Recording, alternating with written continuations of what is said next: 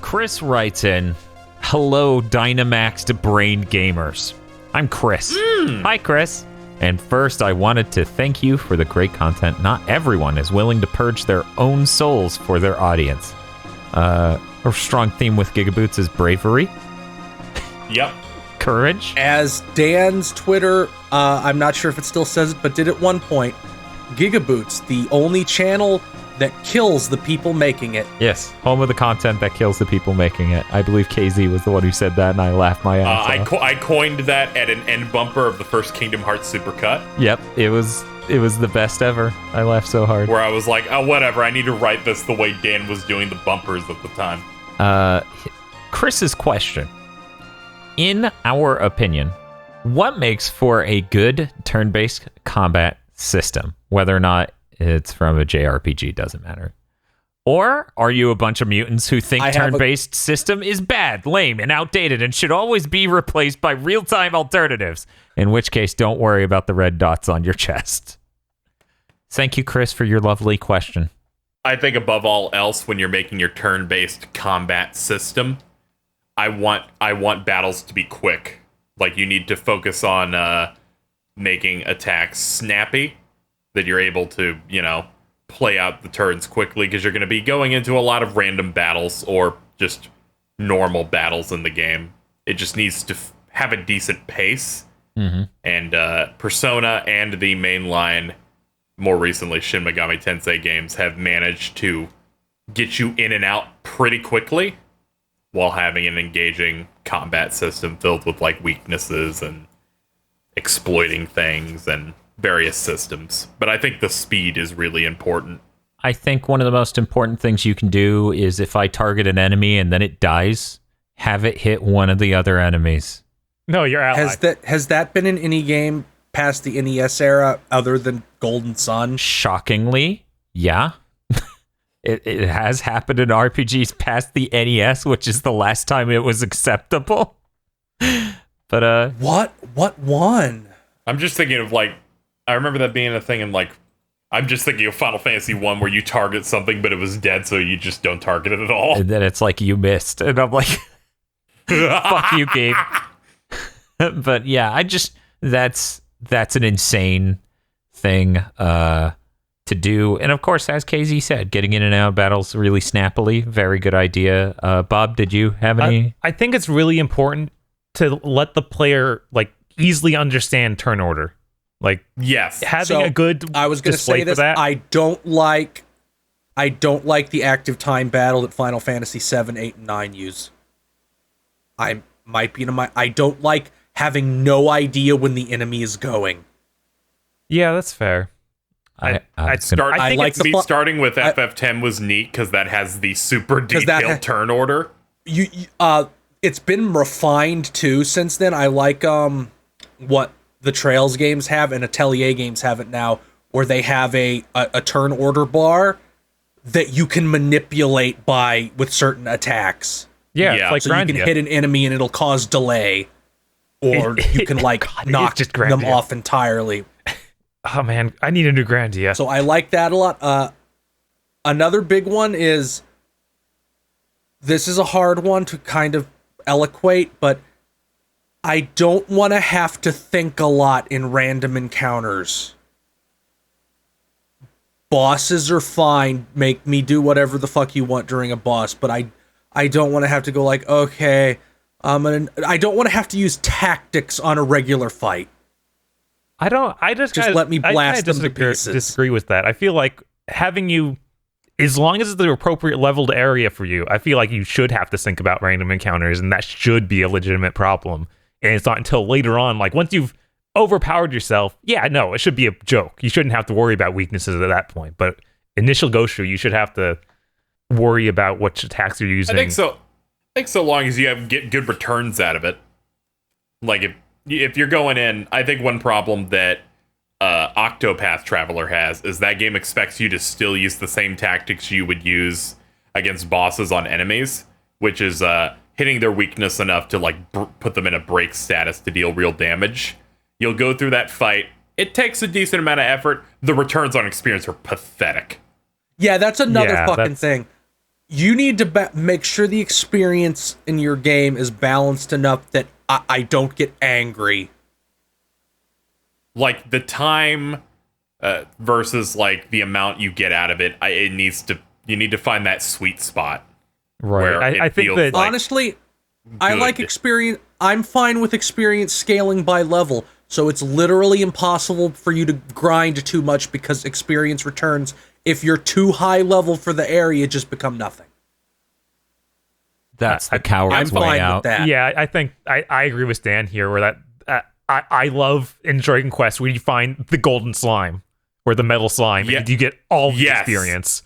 And it feels really good. But I also hate it when they run away because I'm like, oh, fuck. Yeah, that's the part that the joy though. If it's easy, then it's not worth it. But if it just I like randomly that, but you're able to also get it. Yeah. But also if you're making a more linear thing like Lost Odyssey on the 360, that where if you're under leveled for an area, enemies will give a shitload of experience until you're up to speed. And then once you're up to speed, they give a normal amount. Let me elaborate on my take of when they run away. I mean, when you enter battle and they're like, they're here, they ran. I'm like, I didn't even do a turn. But it let you know they're in the area, didn't it? It let you get excited. It made you want to just run in circles in that area. They're in every area almost. Yeah, they're literal. It's in 11. They're literally just in every area. I was. My perspective is that's the only one I've played. Yeah, 8 is 8 is the one where you have to go to the plateau and run around. And it's.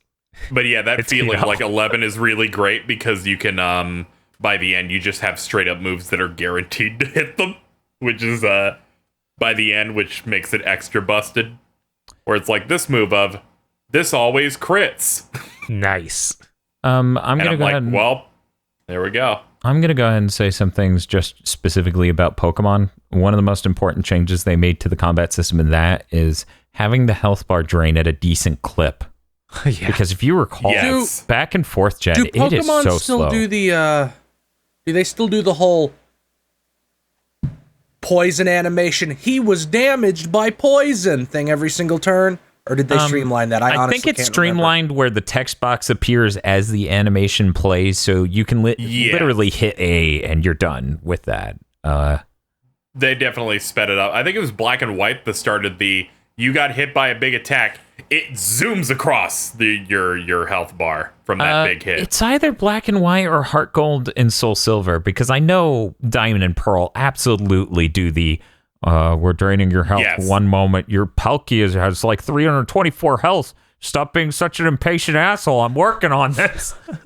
As someone who works on the Pokemon Platinum Nuzlocke I'm doing with my friend PM, the moments where he takes damage and he's able to beg his Pokemon not to die for like 8 fucking seconds because that bar's still going. Oh, that's so a good sad. rate just for that. It deserves to be retained. Okay. No, for that specifically, it's fantastic.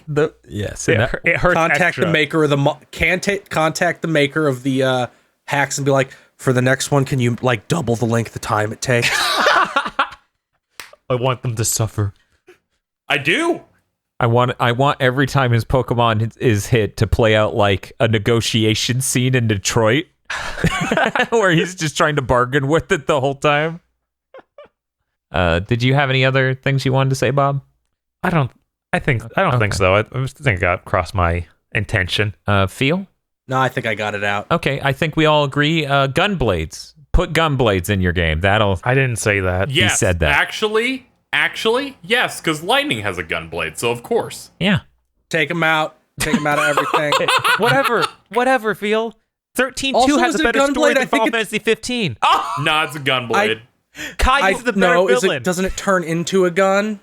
Bob, they seem to just be ignoring there are times where she fair. like whips the sword and then bullets come out of it as she's slashing. Okay. Damn. I think Bob's onto something. The gunblade in Final Fantasy VIII doesn't shoot bullets. It shoots a blank round, which vibrates the blade and causes a vorpal Next effect. question. Bob, while I'm scrolling to the next question, can you restate that Final Fantasy 13-2 has a better plot than 15? Sure, yeah. I'm still willing to go down for that. Caius is a better villain. Oh, yeah. He is a more thought-out villain than they had for their next mainline entry. That's Thank you. Literal insanity. Thank you, Bob. Xaver has a question. He says, I have recently sunk 60-plus hours in Dragon Quest Builders 2. It has taken over my life, and my dreams are full of building shit within that game. I feel like the game is a major improvement, not only over the first game, but it is a better game than I take its inspiration from Minecraft, even though that's a more popular game. My question is, are There there we go. any games in a genre that you think should be more popular than the current popular mainstream game of that genre, but remain niche, even though the mechanics, systems, and quality of life are better? So the question, like you said, yeah, the question is there any games that we think that were very clearly inspired by another game or just niche compared to the giant of the genre that we think deserve to be the top dog instead? So Bob, boiling this down a lot, what's a game where you point at an old game and you go, that's better than what we have now? Why is this popular? I don't know. The first thing I thought of was, oh no, Mega Man Maker's probably better than Mario Maker. I mean, that's a real problem that I tackle with internally all the time, and I still don't know. It troubles me though that a tiny team. I'm gonna be say real. no, Bob. No. Based on the things I've played of both, Bob is right. Boomers. KZ, this is the newer one. Exactly. Someday KZ will make a boomer bird and it will land, damn it, and you will regret your words and deeds. It's just going to show them out for everything. Maybe everybody making levels for Mario Maker is just a criminal, and that's why it's being misrepresented by all these people who escaped from Alcatraz and swam across the bay. Maybe feels just really bad at Mario, and he's just getting mad. I'm going to go ahead and say for the longest time there, and I'm really glad this era has ended, Devil May Cry 3 was the game I pointed to for 12 years or some shit to go, why aren't you like this? Like, Bayonetta came out, and I was like, that is nowhere near as good as fucking Devil May Cry 3. Other things come out, and I'm like, why do you not understand that this game is from 2005? Or is it 2004? It's 5. It's Okay. part of that It's year of 5. insanity. It's part of that year of craziness. And I just, every time I would be like, this is exhausting. Why is this happening? And then Bayonetta 2 happened, and I'm like, what? I feel like I'm on crazy pills. That's the main time where, like, the quality of the animation and other, like, things around it make it really good, because they're still retreading, like, the actual content of the game. There's still a lot of retreading. There is. But they do a lot to mix it up, unlike 4. It drives me crazy that Devil May Cry 4 has better animations than any Platinum Games game until Nier Automata. Shit. Yeah, it's sad. Yeah, you're probably right. I think it's a really good thing Astral Chain has been locked at 30. I feel like their engine can deal with that. Their art can be tuned to that. Yeah. As long as it actually holds that lock. Please just, Right. Kamiya, please, just switch to Unreal. just switch to Unreal. Never. Like, did you not Ask see your the mom. entire? Did you not see the entire Japanese side of the industry rise like a fucking phoenix when they started using Unreal? Yeah, they Ask even your have people at mom. Nintendo that can use it, like the Yoshi game runs at 60. To be clear, that But- technically isn't made by Nintendo. Okay. That's all right. technically made by a second-party developer, really Good small. feel. Good feel. There we go. Okay. So there's a good chance they couldn't get a Switch game of that scope running on Unreal. Yeah, I think that's actually legitimately a concern. it's possible. Plus, load times on Unreal suck. Hey there, Kingdom Hearts 3. How's it going? Right, but yeah, seeing It's them. good. I have it in the background.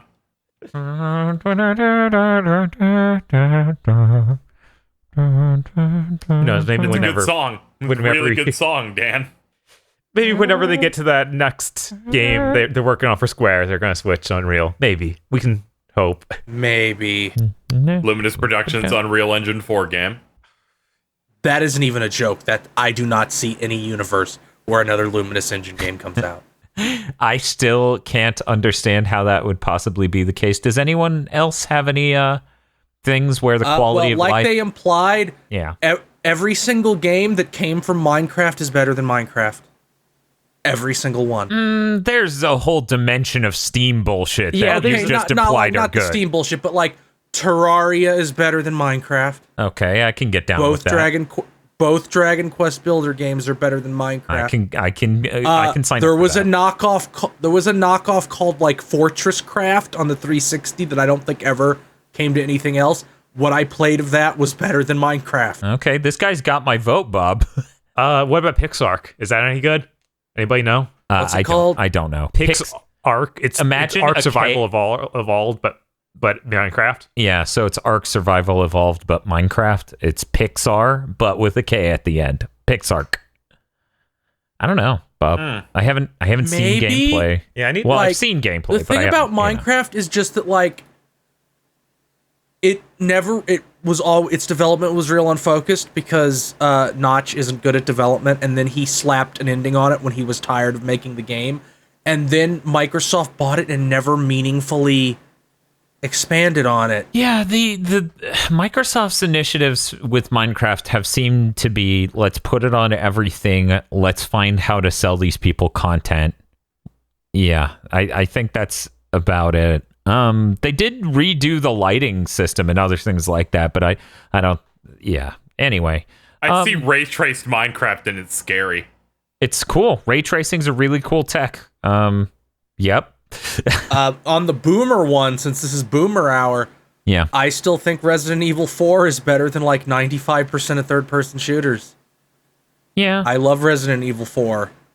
I think it is elegantly designed, which tends to be what happens when you get to make your game from the bottom up 3 times.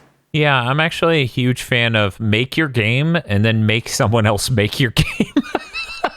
Because almost every time that's ever happened, it's been like an improvement. Because once you know what your game is, once you know what you're making from the ground up, you can do a much better job at making that exact game. Making a game twice is the best way to do it. But it worked for Resident Evil 4. It worked for Resident Evil 2. They're really good. There's countless franchises that I wish were more successful, like the Atelier one. I feel like in an era where people are constantly screaming, 1, where are my games with female protagonists? And 2, where are my games that aren't about killing people? I feel like that so many people yelling for both of those things turn up their nose at Atelier because it looks anime. Makes me want to rip my fucking hair out of my skull. Yeah, there are a lot of people who consider themselves progressive who just demonize anything that's anime, which is really great. I love it when anyone paints with a broad brush. Broad strokes are great. Nothing progressive about broad strokes, right? What? No, it's very progressive. I know because their number one reply on Twitter It's is not exactly niche, but Doom 2016 came out and embarrassed every first-person shooter made within like a decade prior. right, but you need the reverse of that, where it's like some older game that's like. I know that this doesn't necessarily have to be older. It specifically says, if what's something that you think is more niche compared to the big dog. No, that you think is better. It says you think it should be more popular than the current popular mainstream game of that genre. Yeah, but that doesn't mean it has to be old. I guess. But yeah, My read of this question is pick a game that isn't the top dog. right. Yeah, that you think is better. Almost every single fighting game currently on the market, except Dissidia, fuck that, and Street Fighter V. I didn't even know Dissidia was a fighting game. Yeah, that's an esports game. It's something designed to upset you. If you ask me, Dissidia NT isn't even a video game. Yeah, I just the main reason why I questioned the pick of Doom 2016 is I don't like, other than Call of Duty bros who are into Call of Duty and nothing else, I couldn't think of anyone being like, nah, this is so much better than Doom. There's not many other like first-person shooter single player games out. So unless someone's like, nah, Wolfenstein's good. Yeah, I was gonna say Wolfenstein's the primary example of that sort of thing. Oh God, Wolfenstein! Could you this is imagine? outing when we recorded this, but Wolfenstein Youngblood just came out and has a The leveling fact that the system for reviews no aren't looking reason. good for Youngblood. Oh, And it has a leveling system for no reason. Yeah, everything someone about said that it's looked more dire. like Destiny. I was like, what? Yeah, that's. You know what? Here's a good example of this. I really do feel this way about Diablo 2 over Diablo 3. Oh, yeah. Diablo 3 lit the world on fire. It made that game, it introduced a lot of people to that franchise. It is vastly more popular than Diablo 2. I don't understand how. I don't get the popularity. I think the original game is more compelling in how its skill tree works because the new game doesn't really offer you interesting choices, in my opinion. But I understand that's me. They don't. It doesn't offer you choices. Period. It doesn't offer you choices that have downsides. Like you can switch between these things that you got at certain preset levels. Right. So you're not making a choice. You're just, I don't feel like doing that right now. I'll switch. Yeah. Does anyone else have any other games they want to elect? I was thinking about it. Mm-hmm. I feel like one of the obvious ones that I think a lot of people will try to bring up is talking about Pokemon being the top like monster catching one, and talking about some of the recent Digimon outings. And I feel like depending on how good the next Digimon related game is, I feel like an argument could be made. Not yet though. I also know a lot of people who say Yokai Watch is better. Ugh. I've looked at gameplay of Yokai Watch and it looks so unappealing to me.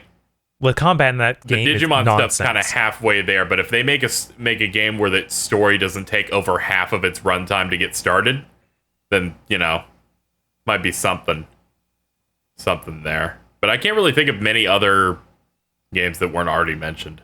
Final Fantasy 14 and World of Warcraft. Yeah. I feel like Not that WoW's World of just Warcraft- riding on brand and how they kind of just have a grip on their fan base at this point. Yeah, I mean, those two are the top two MMOs, so Right. it's clear that people 'cause like one or the even- other. Because even like just in Heavensward, and there's 2 expansions more of mechanical improvements on top of this that I haven't gotten to yet. I'm like, this is so much fucking more ambitious than WoW. Like, this tries to tell a story and have characters, and in WoW, I go talk to a guy whose name is Prince Badum, and he gives me a quest that's name is by the power of Greaskull. Ow. Yeah, that's... You see, the difference is Nauseating. Square's like, we want this to, you know, be almost like another mainline Final Fantasy game every couple of years. And with WoW, they're like, fucking whatever, we're gonna make some money. Here's like the core of my frustration with World of Warcraft in this element. And I feel like this might kill Dan and Bob to hear, but whatever. In vanilla World of Warcraft, there was a quest line about unlocking Uldum, which was a theoretical like zone that the ancients created, the Titans created. And there was a big quest line about finding the key. You didn't find the key. It was like, okay, that'll be in an expansion later. 2 expansions, on the 3rd expansion, Cataclysm, you get into Uldum finally, and it's a whole zone. It's not just a dungeon. And the primary quest line throughout all of Uldum is Indiana Jones references. The entire thing. Oh, that's Great. That's rough. That's worse than the new expansion for Destiny 2, which will have you, you know, be able to talk with the, oh my god, I've actually forgotten Destiny's lore. I'm saved. I'm like, wait a Who are you second. talking to? I don't remember. Move on to the next question before it tries to reemerge. Okay, cool. Kate 6 Raw. So, Todovsky has a question. Hello, GigaBoys. Todovsky here. We all know that games journalism is a dirty, clogged toilet. Probably not how I would have phrased that, but I'll go along for this. But can you think of good examples of game journalism? Or maybe a site you recommend that doesn't have some sort of fetish they use amiibos or some sort of fetish they use amiibos or mistake a song for lyrics 4. that don't exist. Oh, okay. It should be 4. He's referencing the guy at Destructoid who shoved amiibos up his ass and wrote an article about it. Wow. I'm really glad I don't read Destructoid ever. And then he says, I also have a picture for August that you'll enjoy. I will post that again. It's an excellent photograph for August. It is excellent. It's really great. We're gonna cut this into the video here. This So there's good. a lot of layers to this. Like how scared the bag of Taco Bell looks. Yeah, those are the correct googly eyes. I like ukulele and Beck in the background. You know. I can respect Yuga just drinking. Yeah, you were Like, So, at least here's he's my enjoying seat. himself. Here's my secret for collecting news for the podcast that keeps me sane, that I don't have to go look at bad sites. I look at Gamatsu and nothing else. Oh God, we do the exact same thing. Yeah. that's- I go look at Gamatsu, and it has a list of headlines. There is not any opinion pieces. There's no articles about what Castlevania monster one of the contributors wants to fuck. There's no articles. There's no opinion pieces about lyrics they misheard. Slagra. There's just the fucking news Yeah. Here's my in a secret. row. Here's my secret. I don't read game journalism's outlets ever. I find much more interesting and informational videos on YouTube than I've ever found websites that are just supposed to be games journalism. I've never seen a game journalist do input latency analysis. I've never seen a game journalist do code reviews. I've never seen a game journalist do anything actually That's insightful. nerd shit, Dan. What's that have to do with video games? Yeah, video games aren't math and science and all sorts of technical things as well as art. No, they're just mediums for stories to be told. Ugh. Also, I'm illiterate and can't understand the meaning of a story. Dan, they read Harry Potter. That was enough. Harry Potter Raw. But yeah, I don't fucking read any of that shit anymore. I haven't in a really long time. It's not that insightful, and as such, it's just a waste of fucking time. There's some business news to be covered, and I think there's some better ways to find it than going to, say, Kotaku or Polygon. But, you know, that's whatever. If there's a piece worth reading, I feel like you'll hear about it. Yeah. Otherwise, there's no need to search it out. Yeah, once a quarter they put out their good article. Yes, that's how they Quarterly. work. I hear Jeff Keighley.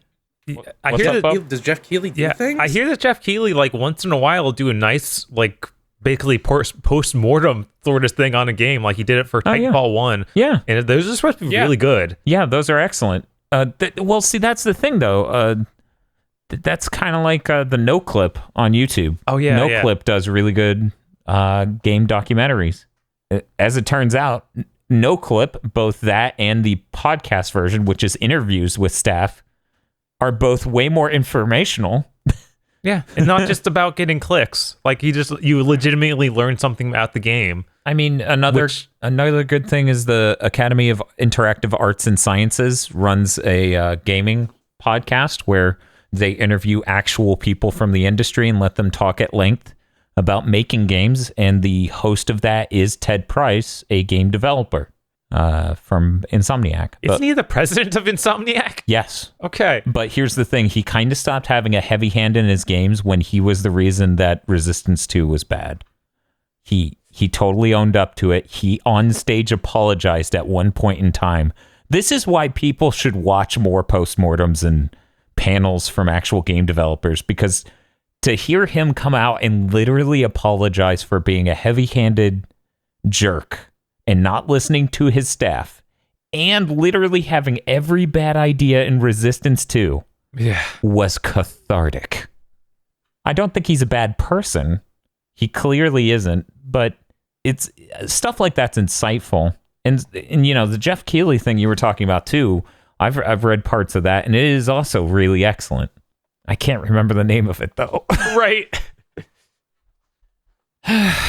So I think, you know, the GigaBoots side of this angle is go hunt for actual insightful content from developers themselves, or deep cutting journalism through sites like NoClip or Jeff Keighley's thing he does. Oh, and the Feel and KZ angle of this is use Gamatsu, which, you know, fair. If you're interested, No. If you're First of all, looking for- don't eat my chance just because I agreed with Phil for collecting podcast news. yeah. Also, if mine is if you want to know what got announced and what new things got shown, go to Gematsu and nowhere else. Yeah, and it's really useful. Like that's what's I tried actually using important. I tried It's not using even game journalism. GameSpot. I tried using GameSpot, and it's like, no, I don't want to know the 8 times Fortnite updated this week and what little changes to the map they did. Just tell me what got announced. And then IGN's even worse. It's like, want to know comic book news? Like, no, I don't. No, It's not what I'm here for. So the question was, how do we gather news for the podcast? No. I mean, it's still relevant. I mean, KZ, you just said that wasn't games journalism, and to be perfectly honest, it can be, but like, it's not an editorial. Just a flat list of what got announced and what got revealed and what got updated on is more useful than 99% of the content 99% of those sites put out. But KZ, what were you gonna say? I was going to say, in general, I don't seek out game journalism by going, here's a regular site that I read. I used to like check the various gaming sites years and years ago, like daily, see like what's happening, and then went, I'm not getting anything out of this. But usually if something is popular, like there's like a big like tell all about something that's going on, like a piece of gaming journalism, like from Press Sneak Fuck, for example, Jason Schreier, generally that's going to be talked about by enough people to where that's going to rise to the top. But I end up really enjoying gaming related documentary stuff, like specifically the no clip stuff. I followed that as soon as Danny O'Dwyer left GameSpot, because I really enjoyed his Overwatch one he did around the time before that. So I find that stuff to be really, really valuable. But generally, I just search out video related stuff when it comes to that type of journalism, of like postmortems. This is how, the history of this, and try to seek out the stuff that's less, I did a book report on this, and more, I found someone involved with this. It's really easy to just like read a Wikipedia article about a game and you know, kind of decode it there. I mean, ideally, I try to find stuff that pushes the envelope at least a little bit more. The weirdest thing happened to me 3 months ago. I don't even know if you guys are going to believe me, which is why I never brought it up before, but the YouTube algorithm pointed me at an insightful video. What? You're lying. Yeah, no, it was an interview style podcast form, kind of video where a dude interviewed David Jaffe about Twisted Metal.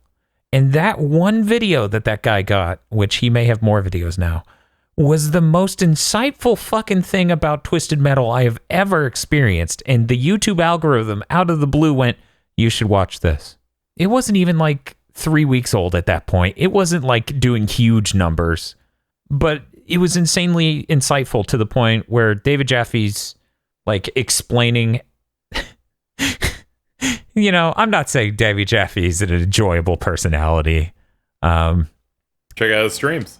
I'm not saying David Jaffe is an enjoyable personality, but I do appreciate the part he's like, you know why they fucking called it 989 Studios?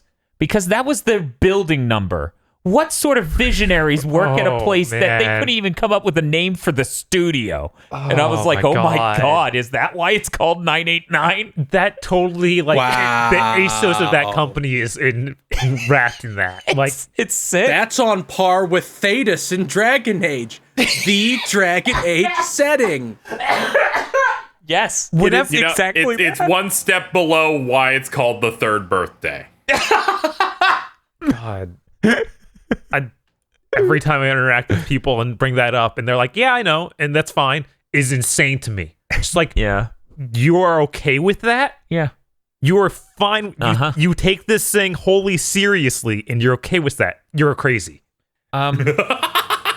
So to sort of tack on to the end of my thing, the thing is that people who need to, like KC was saying, like you try to avoid the stuff that's like a book report. They did it because they needed a video, or they did it.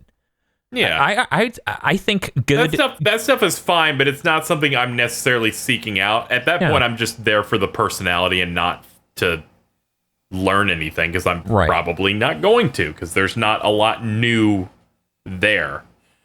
See, I wasn't even thinking of like people who make videos. I was purely thinking of the big sites, but like, Yeah, but I like the gaming historian. He does full-on documentaries at this point, yeah, his videos are all right. They've gotten a lot better. and most of them are pretty interesting. I thought the Tetris one was pretty good. You thought which one was interesting? The Tetris one. Oh yeah, the Tetris one where he like went in. Or It's almost feature Nintendo length. I feel fucking- like. yeah, it is actually Nintendo about fucking feature scams length. those guys. I think it was a series of everyone scamming each other. It was good. It's actually really like a thrilling story. Yeah, no, that's easily his best video. It's performed the best for him. Definitely recommended if you haven't seen the Gaming Historian, his Tetris video. One thing But, I think a lot yeah. of people don't think about is like I like buying art books for games, and a lot of times those have like insightful notes in them. Like I bought the Devil May Cry one. You find out about Nero's dad in that. In this art book that came out 4 years before Devil May Cry 5. Yeah, that's Yeah, kinda hilarious. There's lots of cool things. Like the Bayonetta one also is just chock full of interesting information. Like you get in developer interviews, and you also just get little scribbled notes from the artist. And there's lots of neat stuff you see in that, And which isn't game journalism at all. yeah, it's but I think, technically like, not because it's not coming from a third party. But I think like sort of my angle with it is one, you can find good game journalism anywhere on YouTube. Mhm. Like it's hiding in YouTube. It's deep in the crevices. Two, you can find out so much just by going to the source. Like, for example, I found out way more reasons to hate 343 Studios when I listened to their postmortems of their own games. Dan's just like, I despise this person. I must bury myself in the things they've said Wait. to truly know. Wait a Drench second. myself in their blood. I want to know what the building number for 343 Industries is. Could you imagine if their building number is 343? It has to be. There's no other reason for a name like that. Well, Bob, this is 343 Industries, so they're going to be the 343rd building on Industry Street. I'm gonna shit my pants. I'm looking up their address right now. Bob's looking up their address. We need to know how insane this rabbit Isn't it just based on 343 Guilty Spark? Yes. Oh, It is, but Okay. I wasn't going to stop Bob from finding out because it still could be build lot number 343 or something. Bob, Hey, I feel like you can't let down a good bit. Bob, I feel like they may have had a conversation with Google to not list their street address. Right, probably. Halo 5 was maybe not. Halo 4 was maybe not received. Stop trying to dox Halo. Stop trying to dox Master Chief. But yeah, that's He's raw, I heard. That's the message. Good games journalism is everywhere. It is buried. It's everywhere and nowhere at the same time. Yes, and it definitely, from my experience, is not on the internet on a website that is dedicated to just sell ads. Yeah, I used to legitimately use Giant Bomb and stuff like that, and I just can't anymore. I mean, at least they're a good wiki. yeah, at least Giant Bomb's still a good I wiki. mean, they've stopped Yeah. writing things over there. Right. Thank Like God. they used to Yeah. do news posts and stuff, but they kind of realized no one's really reading those, so they just do the video features and reviews occasionally. And even those are video. Yeah. We're there for the real content, like David Reichert not knowing what egg whites are. Hey, they play Mario Party Damn. sometimes. That's good content. I I liked watching the series Jeff Gerstmann's Pro Skater. I like it just for the intro. Yeah, that intro fucking made me ascend. Oh, it's so good. But yeah, I actually have a Giant Bomb Pro membership or whatever the Yeah. Premium. There we go. I have the premium too. yeah. No, I like their content. I just wouldn't call it games journalism, and I don't think anyone should. I don't think they would even. Yeah, no. They would even do that. I am fucking positive Alex Navarro has said multiple times back when we used to do this thing called games journalism. Like him and Brad know. Yes. They know they haven't done that in a while. But we should move on. Brad's asleep. Wake him up. Young Angelo says, and I would like to note the young is Y-U-N-G, so he may link his SoundCloud in here somewhere. Dear Monster Energy Drink Dimension. the dimension. Love the work all of you do, and you're not brain dead takes on video games and video game accessories. Keep it up. I was having a conversation with a friend of mine about what constitutes as a cyborg.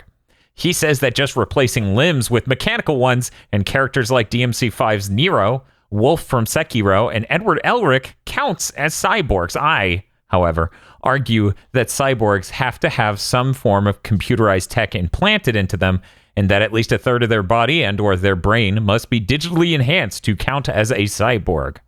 I'd like the Dark Council of Gigabrains to weigh in on this and see what they think. P.S. Can we get Bob's best impression of Phil? Let's lead with the P.S. Bob? Sure.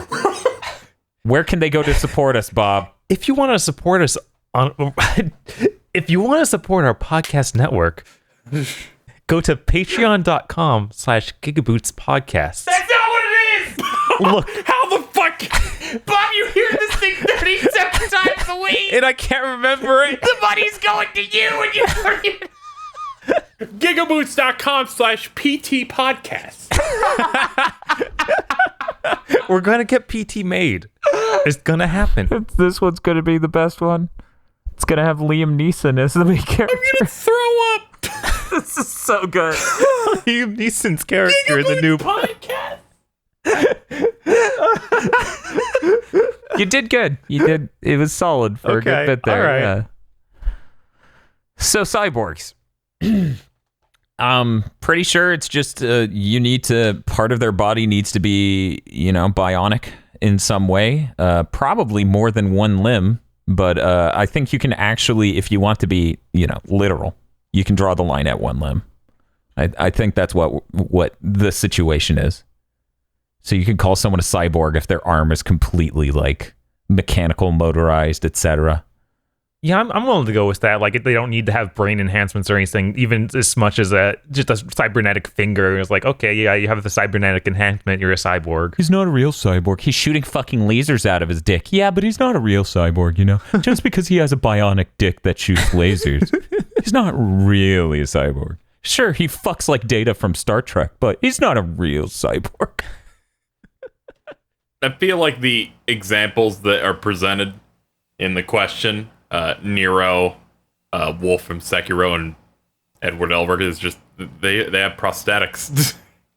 Doesn't really feel like a cyborg. I feel like when you have enhancements to your body and then you can activate some sort of sicko mode, that's the point you become a cyborg. I feel like Nero fits that pretty well. I mean, he has the sicko mode arm. Yes. The Merriam-Webster definition of the word cyborg is a fictional or hypothetical person whose physical abilities are extended beyond normal human limitations by mechanical elements built into the body. I lied. I just Googled and read that definition, but I can click over to Webster to see if it's close. No, this is so much better. I'm really glad I did it this way. The Merriam-Webster definition of cyborg is a bionic human. Yes! Bionicles. Yo, Bionicles raw. Okay. The Merriam-Webster definition of the word bionic is of or relating to bionics. Webster, I'm gonna ask you to fucking stop. Webster needs to be put in a home. How many loopholes? The Merriam-Webster definition of the word bionics. A science. Bill, would you fuck a robot? Science concerned Yes. with the application of No shit. about the functioning of biological systems to the solution of engineering problems. Yeah, so all of those examples counted as cyborg, but once again, that's if you're being hyper literal to the word. But I think we covered the important part. Phil would fuck a robot. If you have one prosthetic limb, you don't get to call yourself a cyborg. Fuck that. You have to have at least First, I two. thought you were about to shill the Patreon. Like, if you're a robot, you can like your Patreon. If you're a robot, you're you a want to robot, Patreon.com/GigaBoots podcast. If you're a robot, you can contact me personally at mrfeelswildride@gmail.com. And you can go on Mr. Feels Wild Ride. God, what is this show? I guess we'll move on. Don't say that. Third Energy says, "Dear celestial cerebrums." God fucking damn it. What are some arcade exclusives you think are overdue for a home release? Personally, I'd love to see both of the Sega Jurassic Park light gun games in a collection with all of their other light gun classics. Thanks again for your endeavors. I'll go. Yeah, go ahead. I feel like there's a lot of good Capcom games that got home releases way too long ago, like Sega Saturn. You talking Darkstalkers? I'm talking Darkstalkers, but I'm also mainly talking Rival Schools and Project Justice. Mm-hmm. Like we have a Yeah, we haven't got a Rival Schools re-release like at all. Like we got those Darkstalkers ones last gen. and the Power Stone re-release was done on PSP. Yeah, no, that's absurd. Like there's so many games that are just locked on old gen. You know, a lot of the reasons why we got those home ports in the first place is the arcade hardware those ran on were Dreamcast related. It was the Naomi board. Right. So that's why we got Power Stone on Dreamcast. That's why we got that weird, what is it? Nail cannon? What's the name of Cammy's move? Cannon Spike? Cammy Spike. Cannon Spike. Cammy Spike. Oh, Cammy Spike me, yells Dyrocketo at his speaker. What's up, Bob? Anyway, but yeah, I feel like I agree with that. We need more Capcom Dreamcast Saturn era ports. Yeah, there's so many good Capcom games that are just locked. Yeah. You can't get anymore. Yeah. I also think of Strider 2 and how the last time that came to console was PS1. Yeah. Which Strider 2 probably not even a good game, but looks really cool. My dumb take is we should get a port of the Star Wars arcade game every generation. Okay. Yeah. Which one? Are we talking like the original or Basically, like that trilogy one? No, but both. I think both of those have value. And we haven't gotten a port of either of those in a really long time, as far as I know. I played the trilogy one at an arcade once. Yeah. And went, this is the coolest looking thing. Yeah, it's still pretty fucking cool. Problem is that it's not as cool on a normal controller, but it's still fucking cool. Yeah, I played that thing so much. It's insanely hard. It is very hard. Mr. Field, do you have any picks? Red Earth. Oh yeah, that's another old Capcom game. Is That's the just lost. it is on the same. It is a Capcom fighting game. It is on the same board as Street Fighter 3, I believe. It has similar, elaborately beautiful sprite work. It has never had any form of home release. I thought it got a PS2 release comboed with something else. Wikipedia is saying nothing. Oh jeez, it must have been Red Earth's characters in that other game because they did do some weird crossover. Yeah, it has never been ported, but its characters have appeared in later Capcom games. Oh, good thing we got that Castlevania arcade port. Oh, Haunted Castle? Yeah, Haunted Castle. You know, yeah, the classic. The one that's impossible unless you change the region. Yes. And then still pay a good chunk of money? Very funny. Yeah. I'm really glad that last gen... Actually, that may have... I thought that was last gen, but now I'm not sure. The Chronicles of Mystara, that Dungeons and Dragons double pack of games. Oh, yeah, that was really good. Yeah. I think that was last gen. Yeah. I'm really glad Aren't that they hit also last in gen. the beat 'em up? In the beat 'em up collection? No, they're not actually. They aren't. Which, they probably would have to pay a license to Wizards of the Coast because it's based on Dungeons and Dragons. It has that in the title. But those came out on PC, so it's fine. Oh, did they? That's good. Yep. Okay. Do you have anything, KZ? I was looking it up to make sure it was the right one. The Mario Kart arcade game. Oh, which GP? the most recent Yeah. was Mario Kart Arcade GP DX, which was the Bandai Namco Yeah. attempt. Get Pac-Man in Oh, it. you mean the Triforce, Nintendo, Sega, and Namco? But of course. Oh, did you not know? Now, That's the name of the board. Oh, Yeah. I know nothing about Okay. like any of that arcade have related you stuff. I've just seen footage of this one and it looked really neat. The roster, including like King Boo, Pac-Man, but it's the horrid looking Pac-Man Oh, yeah. where he's got like real eyes instead of just the soulless black eyes that he has in like Smash. Yeah. But also Don-chan, the taiko drum. It's just a play. They got regular one, Strawberry, and Hero, who has like a sword and a shield. It had not occurred to me that you could just buy Triforce boards now, That makes sense. that it would be on the used market. I was aware that you could buy, Capcom boards and other boards, but it had never occurred to me to even look up Namco Triforce version 1 arcade hardware. Was Huh. there was And they this? just have a lot more different items in. Oh, yeah. No, that thing's weird. You like I'm looking at the Mario wiki, which I guess I'll post in here. And if you scroll down, it's got like rain clouds, thunder clouds, slapstick fan, sumo slapstick, pens, Yeah, I have no idea. Damn. So wait, just metal tubs. here's a question. Maybe it makes sense to people who aren't me. In this era of, Sega makes the F-Zero game, Namco makes the Mario Kart, et cetera, why wasn't Star Fox a normal arcade game?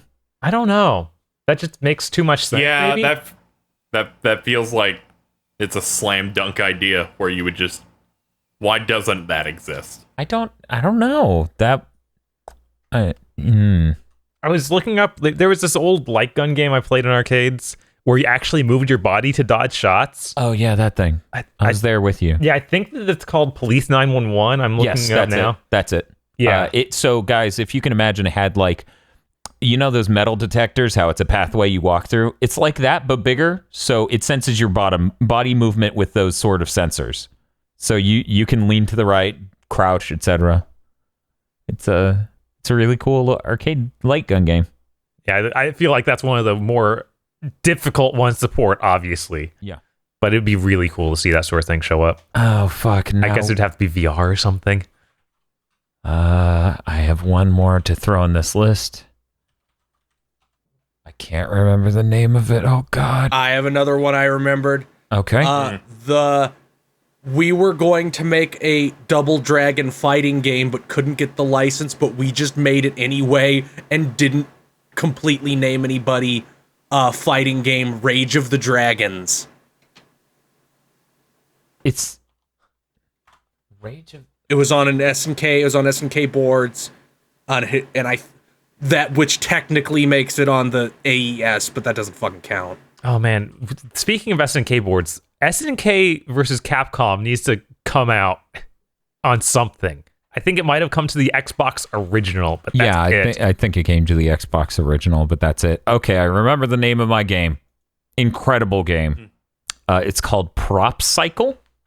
Much like Bob's game, it would be a little hard to port, but you could still do it. It had an almost Pilot Wings-like energy.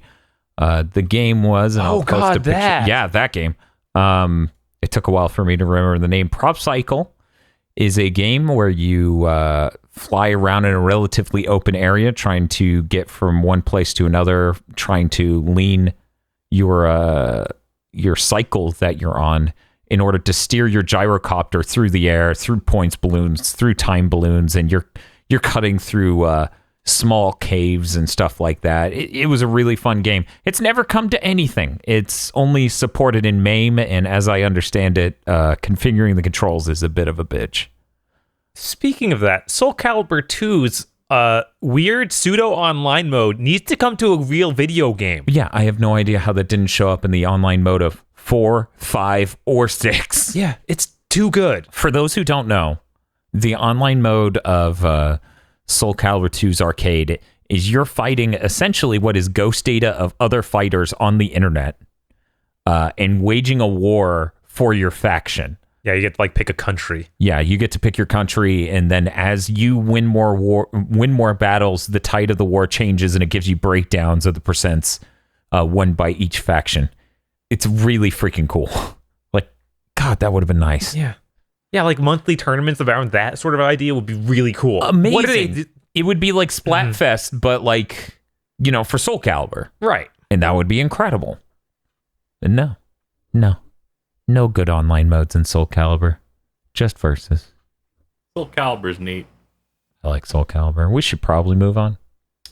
Oh, one last one. Sure. Ninja Baseball Batman, so everyone can realize it sucks and it can stop being a meme. Ninja Baseball Bat. What I the bet it's hell? raw. What is It's this? it's a beat 'em up that James Rolfe did a video on a while back because it's wacky, and I've played it and it sucks. It's not a good beat 'em up. Oh, yeah. This is weird. This is pretty weird. The Konami beat 'em up, so everyone can realize those are bad and stop talking about them. Feels are just like, stop liking this. Yes, with all instances of Sonic CD syndrome must be quelled. Hey, KZ, part of the beauty of what we do here at GigaBoots is making sure we have the highest quality videos of games people don't remember or misremember, so that way they can revisit it, and maybe they do conclude this time that is a bad game. So I kind of side with Phil on this. and you're like, and that's why I added burst limit to my cart. No.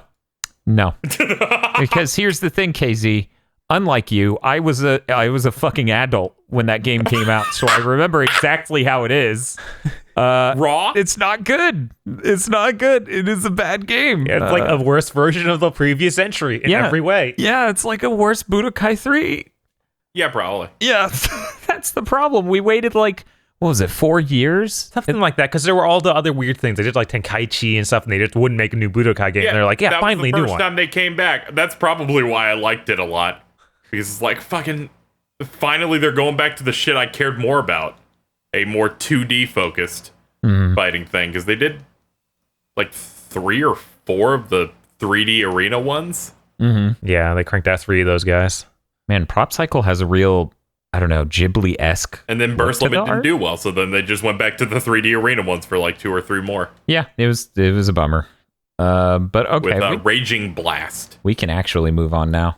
Zeldreka says, so, now that you have started the Armchair Dev series, if you had to pick a series that has to come out with a title in the past 2 years to make a reboot of, which series would you want to make an episode about? This person is just asking us to compromise our production schedule, right? Oh no! Maybe forcing I us should to do a reboot of a game that came out in the last 2 years. Like, I feel like that's Okay. not something we would probably do. Yeah, we wouldn't do Star Ocean. Did that come out in the last 2 years? Bob, Star? No. It feels like it. Came out in like 2016. Oh, it was 3 years ago, not 2. Right. This is a highly limited time frame, Dan. The only way it's interesting. I feel like you could reboot Doom 2016. Oh, that was 3 years ago. Fuck. 2017. That's our mark. I feel like you could reboot Wolfenstein the First Order. I feel like you could legitimately reboot ARMS. Oh, that's depressing. I It just is, want them but to improve the content in ARMS. Basically, that's what you do in a reboot. You just That's not what a reboot is. A sequel is that. it should be, but it's like no, Yeah, like your first fucking entry make was bad. legs. Go back and No. make it right. Look, KZ, people were horny enough with ARMS shit that we don't even need to make it legs. If we make it legs, we're doomed as a society. Wow, you didn't even notice that I disconnected for 3 minutes. Whoops. Sometimes people go quiet. True. I mean, you didn't even notice I disconnected my mic during Big Think and just fucking left the room. No, I can tell. Yes, I did. It's pretty easy to tell when you have to go potty. I didn't disconnect my mic because I had to go potty. I disconnected my mic because I'm like, there are enough people vying for talking positions. I'm good not saying anything. Okay, well, So that works. What did you say that I didn't hear? Because I was in the. All right, the so bad here's the concept, right? I got the concept. Armchair devs within 2 years. Yep. So Days Gone. Fucking no! That game was rebooted 3 times before it was released. I mean, it was rebooted at least once right before release. Yes. If we're doing that rule, then Anthem. Final Fantasy 15 could probably get a reboot. Yeah. That wasn't in the past 2 Yeah, years. 3 Dan. years, unfortunately. That game needs. It was still releasing content in the last 2. It wasn't quote done until like 3 months ago. Right? This is an absurd question. It is. It is an absurd question, but it's the only way you do it without sniping our future content. I was going to say Gravity Rush, but I feel like even 2 just didn't come out or came out more than 2 was years like ago. More than 2 years ago. Yeah, no, there's Yeah. This is rough. everything that came out in the last year has been fucking stellar. This year especially. Sekiro is kind of rough. Like I wish that was We could reboot that was more that of a Tenshu game. You know, make it a Tenshu. Yeah. I think we could do that. Maybe add some actual legitimate let's- stealth mechanics. No, Crazy. that's madness. I would erase Wolfenstein 2 and reboot it into a game that wasn't so far up its own fucking ass. Maybe trim the 90 minutes of flashbacks of the protagonist's racist dad beating him down to like 30 minutes. Yeah. What? Something wrong? Yeah, that sounds exhausting. I'm literally game for anything in narrative. It's just when you don't earn it that I Right. And I turn on you in an instant and make fun of you for the rest of time. Akame ga kill. True. I'm like, that series isn't even Also, worth it. Like, why are you also- hitting it so hard? Because if Gravity that Rush was 2 was about 2 years ago. It was no, that was 3. technically more. We're sticking with Well, 2. it was We're sticking with January 2. 2017. The whole point. Okay, if you're gonna go hard, 24 months. That's what they're doing to me. What is happening? But the thing is, like, if Akame got killed pulled that twist in episode 2 and spent episode 1 developing those characters, at least it would be anything, you know? So that's why I'm gonna make fun of it for the rest of time, because holy shit. Oh, reboot Pokemon Sword and Shield into a game with the fucking national. Yeah, we can do future games when we Missing- can already see you're bad. Mr. Feel with the $1 million idea. I'm loving it. I'm loving man. it. Oh, reboot Persona 3 and Persona 5 dancing into games that came out in a reasonable fucking time frame, Atlas USA. It maybe had a freaking story Yeah, or have the some fucking story mode. Fuck. some narrative hook. I was so unbelievably signed up for fucking P5 until that. I was like, what? Why have you taken that? They were like, we don't want to try. Let's just use this. Reboot it into having an engine for their gameplay that isn't bad and produces a bad rhythm game. That's I just you know, I know I just did the thing you guys did to me and you know, piled on Feel because it wasn't exactly 2 years, but I'm going to say it anyways because it needs to be said. Amplitude, like that last outing of Amplitude on the PS4 is rough. It could have been so good, but it just clearly they ran out of money. And there are some ideas they had with that one that really don't hold true to the original vision.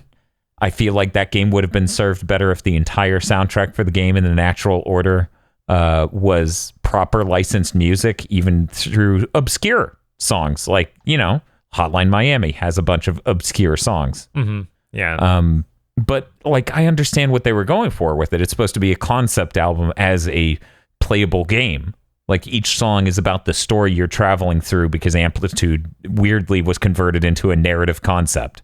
But I just don't think it works well enough for it to be worth it. It's still, much like Castlevania games, I appreciate the variety it has contributed to gaming landscape at large.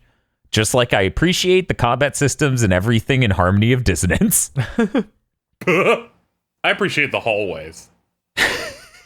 I appreciate the hallways of Curse of Darkness way more. They're way longer. There's so much more to appreciate. Oh, here's one personally for me. Reboot the Neptunia franchise into being an actual video game, and then I wouldn't have to be ashamed to like any part of that series. Isn't that 2D one that's labeled like Neptunia RPG supposed to be good? I don't think so. Okay. It's the only one I had any hope for. Okay, and I think we're good to move on. Sure. Okay. It has a 61 on Metacritic, so I'm going to go with no. Oh, that's a little rough. The critics just don't get it. It has a 29 user score. Oh, Casey, no. Casey, if you can remember the exact phrase you just used, and if you could bring it up again when The Last of Us 2 comes out, about the cycle of The violence. critics just get it.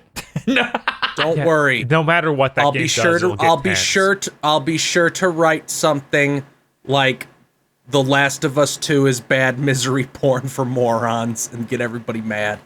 I feel like The Last of Us 2 has the largest chance of any Naughty Dog game since the PS2 to legitimately upset and disappoint critics. Oh, man. Are we going to have to do Gamer Premonitions for Last of Us 2? Yes. Good. No. Yes. Yes. God damn it. What's it gonna be? It's gonna just be Yes. like, I predict that Ellie will get her fucking face cut off because all they know is violence. How many bones of Joel's will they break before they kill him? Oh my God, no, Bob. If we do There'll if we be a do new that, villain called the Face Reaper. All he does is collect faces. Bob, it gets so cynical if we do the questions where I ask everyone a question, because it's gonna be like, how many gay love interests does Ellie get by halfway through the game? Joke's on you. That village, actually everyone's dating each other. Always. It's a polyamory village. That's why she wants to leave. She's tired of fucking. You're getting me more and more excited about this piece of content. Oh no. Feels like no. Stop making me do things related to first party Sony games. Feel shrinks and dies. Rainbow Cat has a question. Hello, Gigaton Foot Protection Team and cohorts.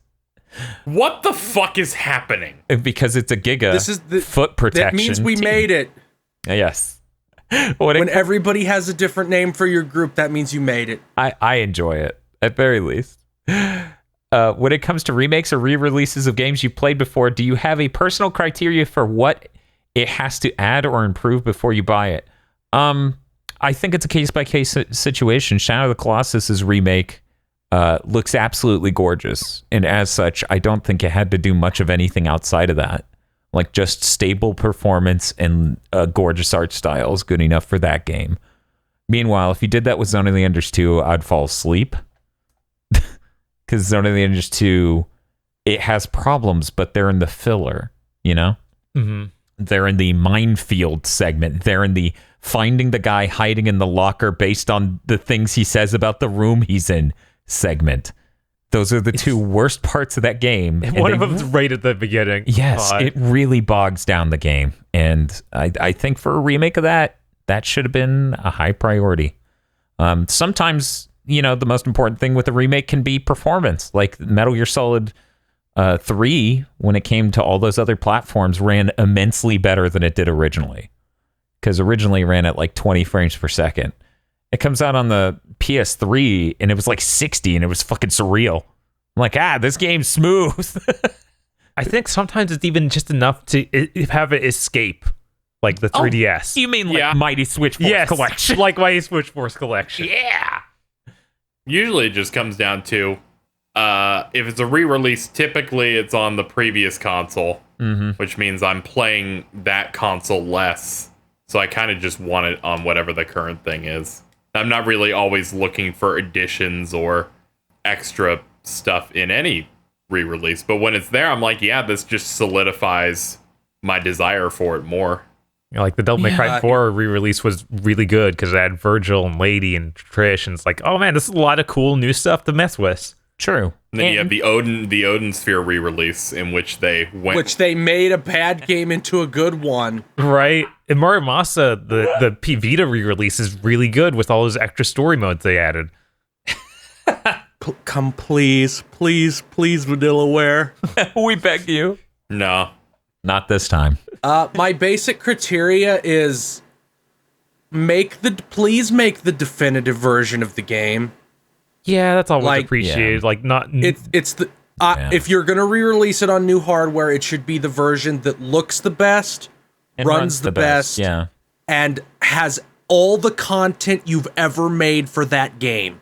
right. It shouldn't be the Yeah. version that has to cut Or out a Mega Man song 8. because you don't have the license anymore. And that's kind of like It should. a problem with the Zone of the Enders 2 collection. It was The VR. Was it a collection? Not No. the VR thing. I'm Oh. talking about last gen. Remember the original release of Zone of the Enders 2 on the PS3 ran like shit? Yes, and then they patched it and made And it then, run and then better they than hired a whole new company to completely redo the code so that way it could deal with PS2's insane architecture. ever. Yeah. Yeah, so that was a deal killer right there, that it just ran that much worse. Like, I'm gonna scream until the fucking heat death of the universe if Dragon Quest XI ends up like, do you want the version that looks better or the version with the most content? Like, if Square Enix does not put the Switch version's content on other stuff, eventually, I'm willing to give them 18 months after that version launches.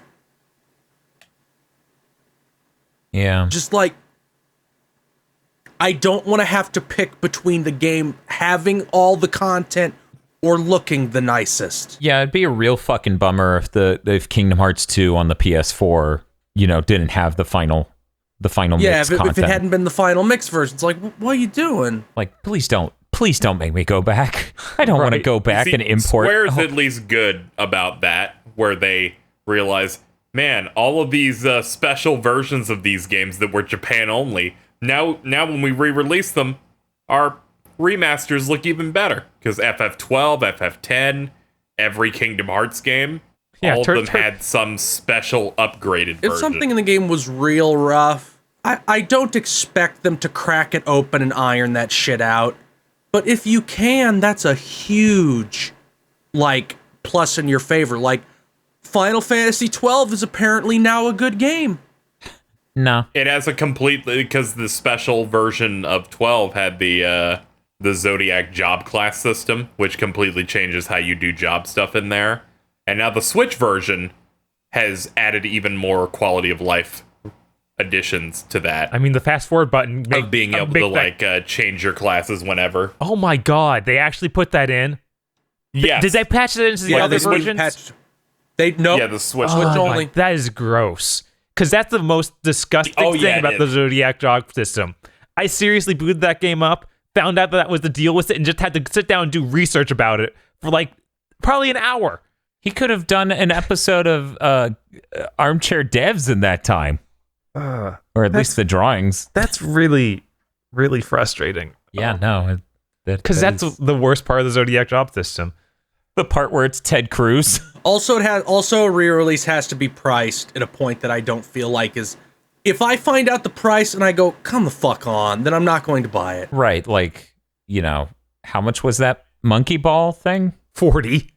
I think when it's up-resing something and it's like an HD remaster, that's when the $40 thing feels like, well, that doesn't seem too out of the ordinary. But when it's like, fucking, we just slapped this here and it's like $50, and you're like, what? New Super Mario Brothers Wii U, $60, please. Like, this game I'm was- sure their sales I'm thinking reflect Super that. Mario All-Stars, $50. We just put this ROM on the disc. Now, Bob, Wait, real quick. New Super Mario Brothers Deluxe has Super Luigi U.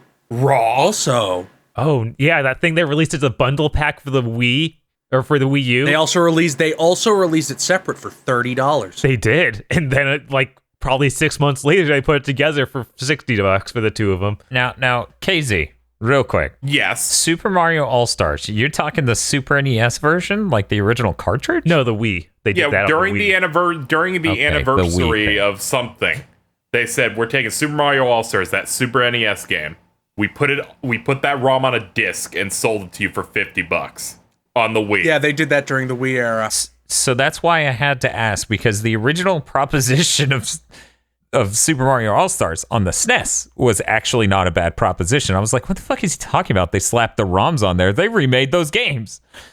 Yeah, they just released that again. Yeah, that was fucked up. I think they gave that away for free in some Nintendo Power deal too. Yeah, that was idiotic. Yeah, but just like it was it wasn't even the best version because there existed the Super Mario All Stars Plus World. Yeah. Also, Wasn't even that. Super Mario All-Stars only really made sense back in the Super NES era, so that way you could be impressed by the graphical upgrade, because the actual feel of the game is worse. It's insane that they would be like, pay $50, please. Yeah, and the art, I don't even like the art direction of that. Bob, those remakes. You're not supposed to like the art direction. You're supposed to be impressed by you're right. by the color and the resolution of the sprites. It was a showcase It's got better for the game platform. feel. No, it doesn't. You're right, it doesn't. It looks worse and plays worse. I'm sure. $50, please. Now, Phil mentioned whenever a re-release goes back and irons things out to make them better. I think the best example is probably Wind Waker. Yes. Yeah, they did fix a lot. With the Triforce stuff, where they like really adjusted that. They added a speed sail. I mean, the actual best example is, like we've already said, Odin Sphere, where the game went from bad to great. Yeah. I don't think the game was bad, but it went from this gameplay's to wow, you just fucking remade the gameplay entirely and just added so much They remade the whole levels. Like, that thing had basically no level design before that. So what I'm hearing is that if you make a game once and then just have to make it again, it'll be really good. That thing I said earlier. Yes. Yeah. Like, I was shocked when they said Mercedes, the flying fairy character, just straight up has like these auto-scrolling large levels. They really went in hard on that re-release. I feel like Super Monkey Ball being $40 and really any port from a prior generation just running in a higher res being $40 is a really unfair price. I don't think that's a good value proposition, because people can go and buy... Monkey Ball's always been a hard sell at full price. Yes, Monkey Ball has always been a really difficult sale at $50. So this one especially. Uh-huh. Where it's like, it's not even new Monkey Ball. Yeah, it's the old Monkey This is Ball. old ball. We've taken $10 off. Fuck you. Also, be honest about what your game is, what your remake is. Don't say, God, Grandia.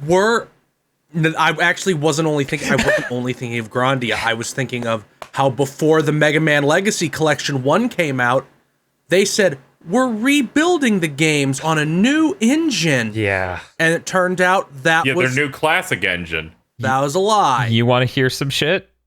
Technically, it wasn't a lie, but it's not what it sounds like.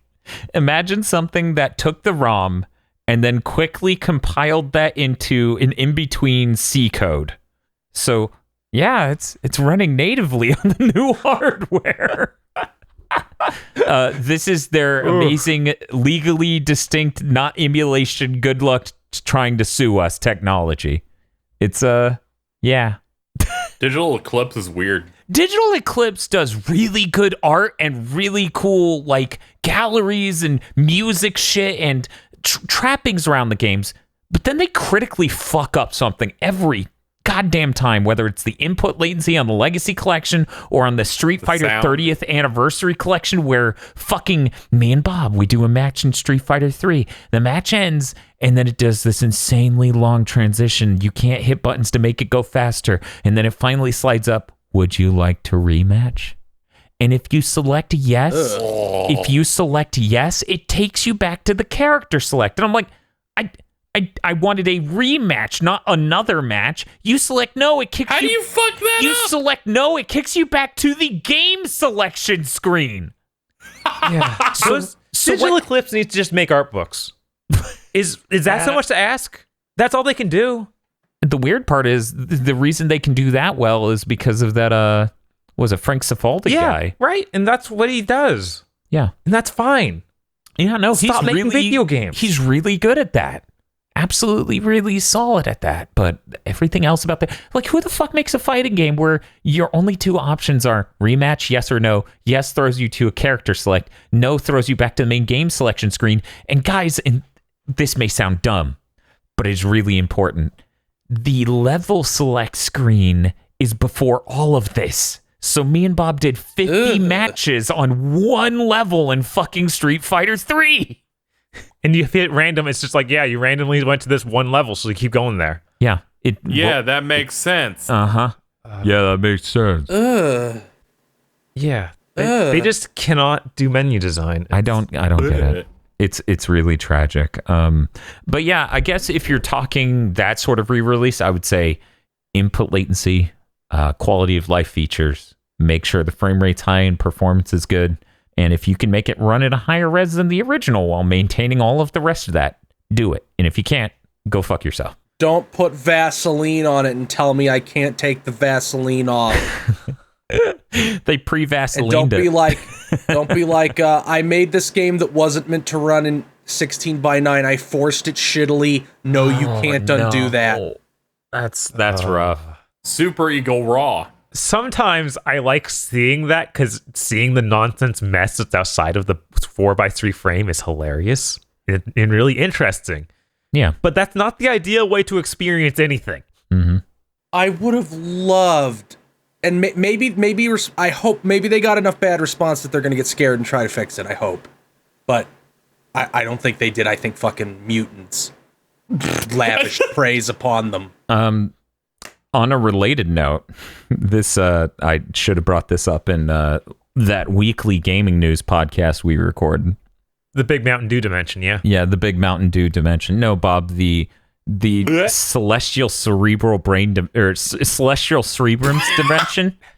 The celestial cerebrum realm. Yes, the celestial cerebral realm. Man, yeah, that's Cerebro's pretty cool. Cerebro's, well, that's me. I'm Cerebro, the host of the celestial cerebrum realm. Someone help. Don't fuck up your game trying to make it look modern. But just let it look the way it looks. But fucking Grandia Saturn is getting a new localization. What? Because people were so upset over that fucking port. Yeah, that makes sense. Yeah, that makes sense. Just Street Fighter 3 clip. Yeah, I like that. Wait, it is? Uh-huh. It's really What? It's new news. Just fans, I assume, right? I thought he was questioning the that makes sense. I didn't know we had any other stuff updated. But yeah, people are apparently working on that. I think they're still at work on that. Yeah, here's a video from April that says beta. So, that's good that someday we'll end up with a translation of that game. Some people say beta. Some people say Nobody beta. says that, KZ. Europeans do. It's true. They say beta for a game that's not done and beta for a PlayStation Portable that is not good. I love the Vita. Ooh. Please don't think I hate the Vita. It was just a joke. Get over yourselves. We're done taking questions. Welcome to the new ending segment where we each get to ask the other co-hosts a question. Bob, do you have a question for KZX? No. What? I can't think of anything right now. It's 2 a.m. I'm tired. What, Bob? What do you? Wait. KZ, Yeah. do you want to play Smash Bros? Yes. Okay, great. Thanks for listening. Thanks for listening to this episode of Big Think Dimension. This show, like our other podcasts, is only possible with the generous time our co-hosts have given to us and the equipment we've bought to make it higher quality and easier to produce. Please consider supporting our podcast series on our GigaBoots podcast Patreon and look forward to more gamer premonitions and Big Think Dimension in the future.